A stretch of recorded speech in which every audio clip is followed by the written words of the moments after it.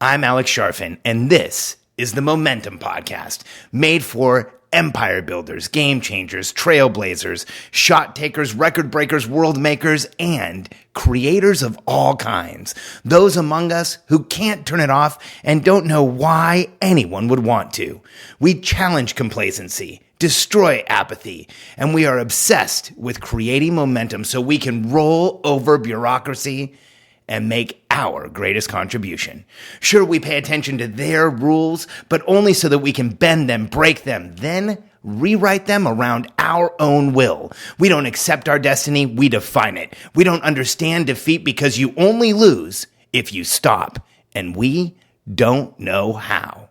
While the rest of the world strives for average and clings desperately to the status quo, we are the minority, the few, who are willing to hallucinate that there could be a better future. And instead of just daydreaming what could be, we endure the vulnerability and exposure it takes to make it real. We are the evolutionary hunters, clearly the most important people in the world, because entrepreneurs are the only source of consistent, positive human evolution, and we always will be. Thanks for being here. This is episode 40 of the Momentum Podcast, and this one is called Beware of Easy Money. I've had this story in mind for about 2 weeks to share on this podcast from my days as a consultant. And it's been so hard to figure out how to share this without sounding like I'm preaching or trying to tell people how they should be. But I just want to share this story about situational ethics and easy money and just how much it affects people like us when we make short-term decisions that may challenge our long-term business, our long-term reputation, our long-term ability to stay in business. So most of you who've been listening to me for a while know that I, very young, started as a consultant in the computer and consumer electronics industry. And, you know, the consumer and computer electronics industry is a little weird. It's the show CES that shares a hallway with the adult video, the AVN Awards. It's the industry where there's just a lot of people who are in a buyer's seat. They want a lot of special treatment. There's millions of dollars flying around. There's been this history in consumer electronics. Like, as an example, Crazy Eddie's in New York. The owner went to jail for 8 years. I called on an account in South Florida called BrandsMart USA. It was owned by the Perlman family, Bob Perlman. I can't remember his wife's name, and then his son, Michael Perlman. And while I was calling on them, Bob went to jail. And it was an open conversation around BrandsMart that he was in jail for tax evasion. And the consumer electronics industry was just different. And I was in a situation where, you call on buyers, you call on people within these big accounts. And this is back in the early 90s, so things have changed considerably. And a lot of the accounts have cleaned things up. A lot of them have gone out of business. Quite frankly, most of the companies I worked with are no longer in business. Sometimes I think there's a little bit of deserved there, or they earned getting out of business, because there's so much challenging stuff that happened in that industry. And here's what happened early in my career. I just wanted this one incident that just keeps standing out in my mind. Early in my career, I called on some of the major retailers in the United States. And so the person who was in the buyer's seat was critically important to me. And that was a person that, let's be honest, if they wanted to go out to dinner, we all took them out to dinner. If they wanted to, get extra samples of product, they got extra samples of product. Like, buyers in that day and age got just about anything they wanted when it came to product from a manufacturer. They would go to whatever restaurant they wanted to. They all had favorites that were ridiculously expensive. And often there was entertaining after dinner and, all kinds of stuff that went on that, for me, always towed right up to a line of, are we just paying someone off here? Because, we would go out to $1,000 dinners and then we would get a huge order the next day. And over time I realized that's just part of the business. But I never let go of that thought that like, hey, it was still uncomfortable for me. It still felt weird. And so I did a lot better with the accounts that didn't have a lot of that going on. Walmart, almost none. Like I never saw it. I heard about it, but never saw it. Home Shopping Network was one where the buyers and the entire leadership, everybody was completely above board. At least when I was there, never felt it or never saw that. But there was a lot of companies that I did. And there was this one instance where a buyer left one account I was working with and went to a major retail account. And I knew him pretty well. He was one of those guys that like I kind of was okay being around, but he always made me uncomfortable. He was always pressing for something extra. He always had some new restaurant or something where somebody had to take him. Even if he didn't buy from people, he still had them give him the royal treatment. This guy, he bothered me from the very beginning that I worked with him. And here he was transferring in to an account that was probably 100 times more important to me than the account that he was in before. And I'll never forget this. On his second or third day at work, he called me and he said, hey, I have a really important opportunity for you, and I think it could change the future of your business. And I said, okay, well, I'm all ears. I'm thinking he's in this new account. Like maybe one of the companies I already work with, he wants to talk to him. Like maybe there's something he's figured out. Like this is great. I'm going to be able to help him. And the next thing, like as he said, I'm getting acid in my throat just talking to you about it. The next thing he said was, hey, and I'm not going to use real names here, but let's just say, hey, Rachel, my girlfriend, has decided to leave her job. She worked at the company where he worked before as well. And she's going to get into your business. She's going to become a consultant. And I think it would be a really good idea for you to talk to her about becoming a partner in your business. And I remember thinking, like, this is one of the most blatant things anyone's ever done with me. He's telling me to hire his girlfriend because he's going to steer business to her. Like, that was clearly the implication. That's the feeling that I got. And you know what? Quite honestly, for a second, I was thinking, like, I should probably just do this. And something stopped me. And I said, we'll just call him Bobby. I said, hey, Bobby, can I think about this and call you back? Like, I've spent a few years now building this business. I didn't really expect to have to take on a partner. I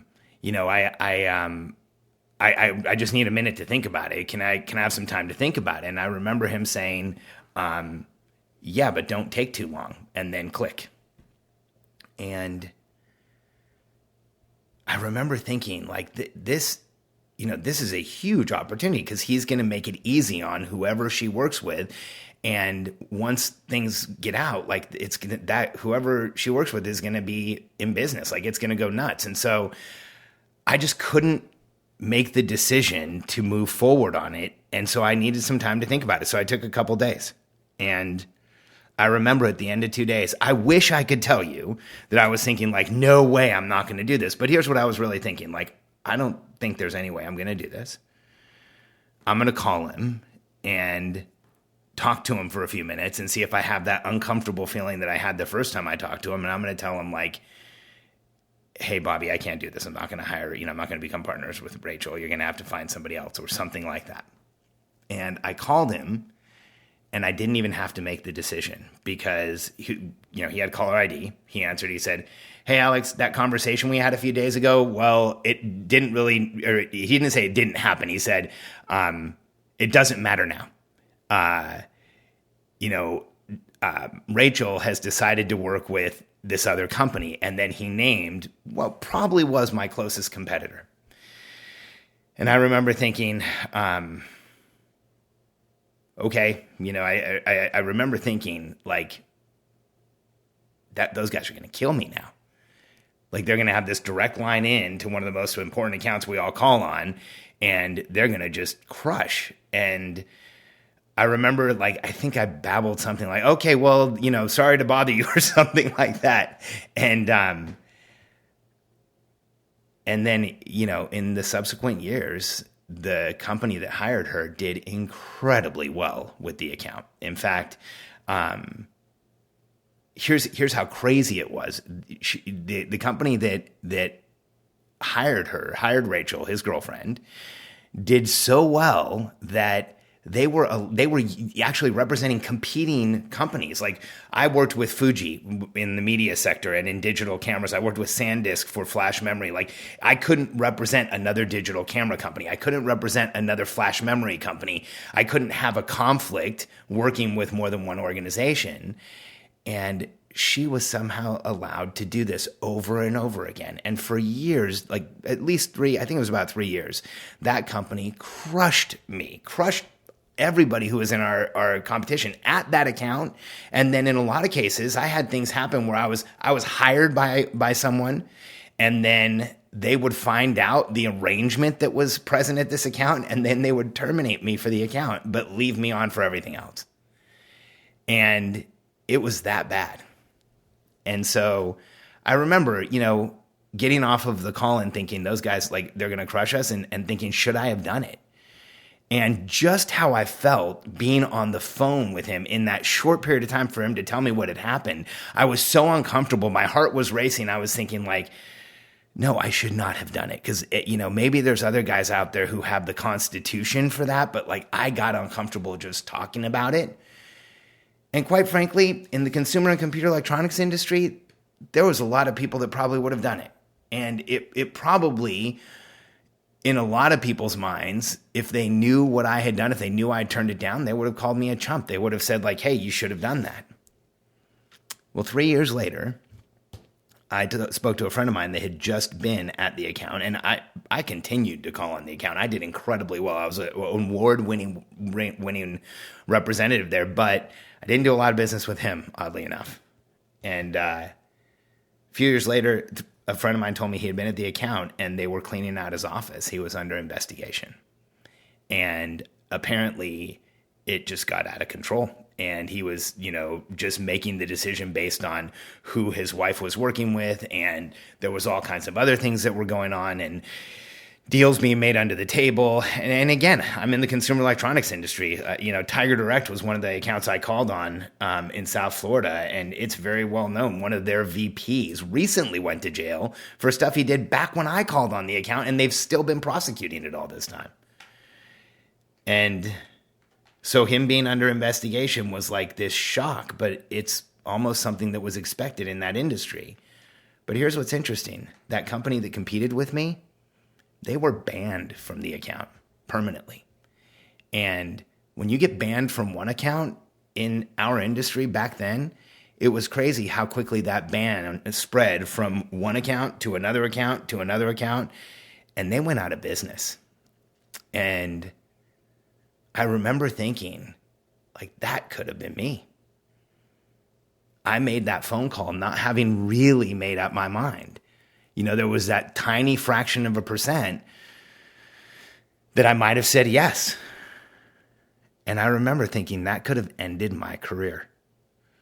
Because not only was he put under investigation, there was all kinds of other stuff that came out. They banned several different manufacturers from the account. They took companies like mine who, same thing, they were doing stuff with him. They kicked him out of the account for a year, or they took away some of their business. It was insane how much fallout there was around this one individual.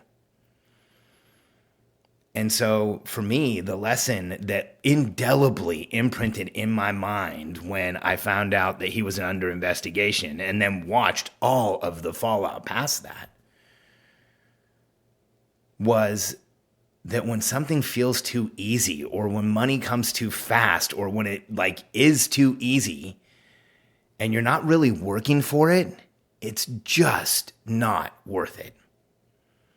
And here's what's interesting. Today there's a lot of people who are bending the rules. They're looking for shortcuts. There's a lot of situational ethics in our industry, exaggerating or making up experience, doing testimonials for each other and trading them, even though you really haven't had their service. Like, all of these things that are now okay in a lot of the industry that I'm in. And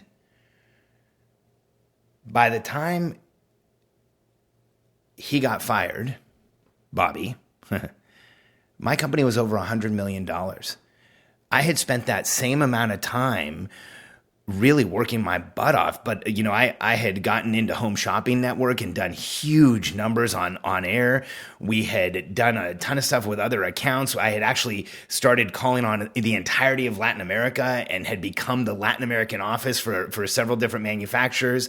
And in that time period where the other company had quote unquote easy money, because I'm telling you, it was easy. I was learning, I was developing, I was growing, I was learning how to build my company to over 9 figures. And if I had taken the easy money, I would have just ended up managing that process and having meetings about look at my partner and not really needing to grow or needing to push myself. And I think that's the biggest takeaway for me, is that even if you get away with it, you rob yourself of the ability to grow when you take easy money. Even if nothing happens in the future, when it looks too good to be true, sounds too good to be true, feels too good to be true, it's just not the thing that you should look at. It's not the path you should take. Your body's telling you something. Your mentality's telling you something. And I've been around for a while, and robbing yourself of the chance to grow, taking away that opportunity you have to learn by putting yourself in a situation where for any period of time, you're taking that situationally unethical shortcut, it is going to take away from you the experience that you could have used to grow your career, to get to the next level, to get to that, to the full potential that you have as an entrepreneurial personality type. And so beware of easy money, because when it looks too good to be true, sounds too good to be true, it is, and it affects you regardless of the outcome. But you certainly don't want to end up under investigation or having your reputation permanently tarnished or losing opportunity that you've built over time. Because the guys who started that rep firm, they thought they won the lottery when they hired Rachel. They thought it was the greatest thing ever. I mean, I a couple of times I had, conversations with them, and they would tell me, like, almost tongue in cheek, how great Rachel was and how good she was with accounts and what a closer she was. And it was like a joke because we all knew what was going on. Those guys went out of business. They had spent their lives up until that point creating the experience that put them in business. And they made one situationally ethical decision that led to probably hundreds of situationally unethical decisions. And it eventually led to them not being in business anymore. And for all of you, today in our market, there are more people who are bending the rules, looking the other way, exaggerating what they can do, exaggerating what they have done, and making situationally unethical decisions. And the way that I would advise you is, if it feels uncomfortable, if you don't feel calm and aware and present, if it's pushing you out of your body, if you feel fidgety, if it makes your heart accelerate, if you don't feel normal when you're talking about an opportunity, if it's not just excitement, but there's that small part of your mind that's saying, hey, is this okay? Trust that part. Because our drive to get ahead will keep us asking, how do I get ahead? How do I get ahead? And sometimes it'll push us into situations where we have to make a call that's going to affect our futures. And I want to help you make the right call. So thanks for listening to the Entrepreneurial. Sorry, I already almost called it the last name. Thanks for listening to the Momentum Podcast for the entrepreneurial personality type. And do me a favor, if this meant something to you, if you think it'll help you in your future, take a minute now and leave me a review on iTunes if you're listening. Just go to the main page for the podcast, hit the reviews button, let us know how we're doing. I would love to know what you think. Thanks for being a listener, and I'll see you tomorrow.